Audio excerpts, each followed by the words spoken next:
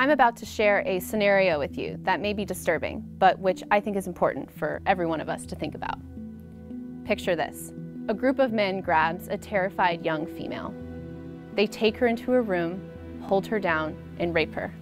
She struggles and cries out, but she is helpless to escape their assault.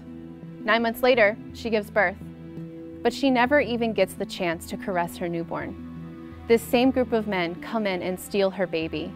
She wails out in anguish as her baby disappears from her sight forever. Now, if you ordered your coffee with cow's milk this morning, you paid for this abuse. I know it sounds harsh, but it's absolutely true. Foods many people consume every day, meat, eggs, cheese, are the products of rape, imprisonment, reproductive control, kidnapping, and abuse.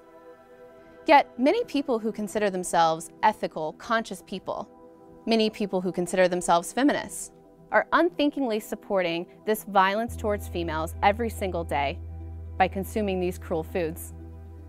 I know because I used to be one of them. I was a member of the Feminist Student Union at the George Washington University. I performed in the vagina monologues. I devoured feminist theory. I remember thinking that I felt so enlightened and socially conscious. I even considered myself something of an animal rights advocate because I had been vegetarian since I was 7. Yet I still consumed milk, cheese, and eggs. Then one day my mind was blown and my world changed forever when a friend gave me a copy of the book, The Sexual Politics of Meat by Carol J. Adams. Never before had I thought about the link between eating meat and the patriarchy. Yet I found myself agreeing with the author when she said that both women and animals are objectified, then fragmented into body parts, and then consumed, either literally or metaphorically.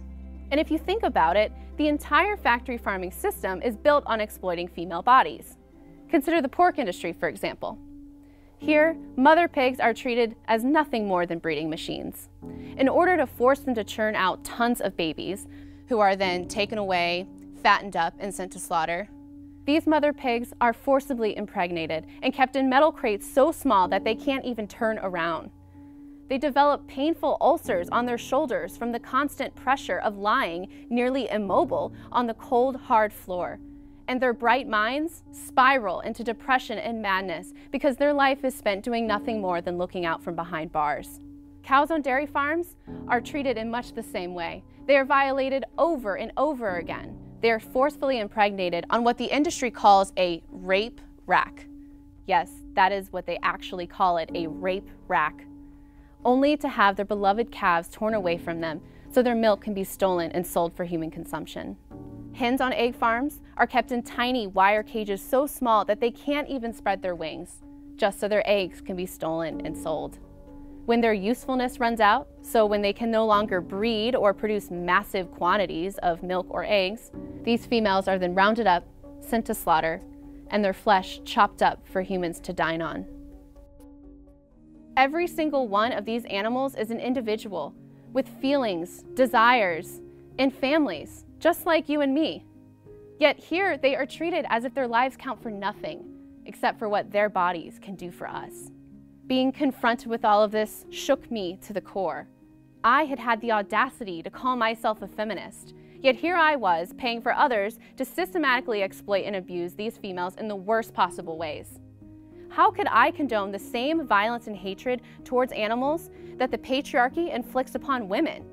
Was I so superior to a mother cow and her calf that I had the right to take away her breast milk that was meant for her baby? The answers to these questions were settled for me during an internship in Washington, D.C., where I lobbied for animal rights legislation on Capitol Hill.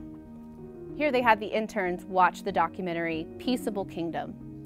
This film shattered any remaining excuse I had had for not being vegan.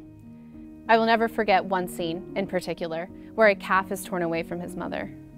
The baby kicks and screams, but workers drag him away by his legs. I'm very close to my own mother, so imagining this happening to us when I was a baby completely broke my heart. I knew then I couldn't deny my complicity in this abuse any longer. Every splash of milk in my coffee, every slice of cheese pizza I ate was subsidizing horrific exploitation and suffering.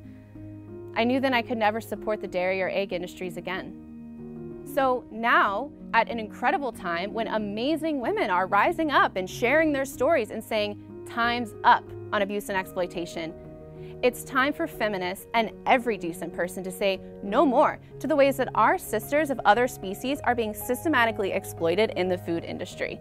It's time to acknowledge that imprisoning billions of victims, cows on dairy farms, sows on pig farms, hens on egg farms, solely because they are female, is the opposite of feminism. We have the opportunity to make a conscious, ethical, feminist decision 3 times a day. Simply by what we put on our plate, we can choose to exploit and enslave, or we can choose to empower and liberate. I am a feminist and I am vegan because I reject violence towards all females. I believe that everybody has a right to live life as they choose and to be treated with dignity, respect, and equality. Will you join me? Thank you.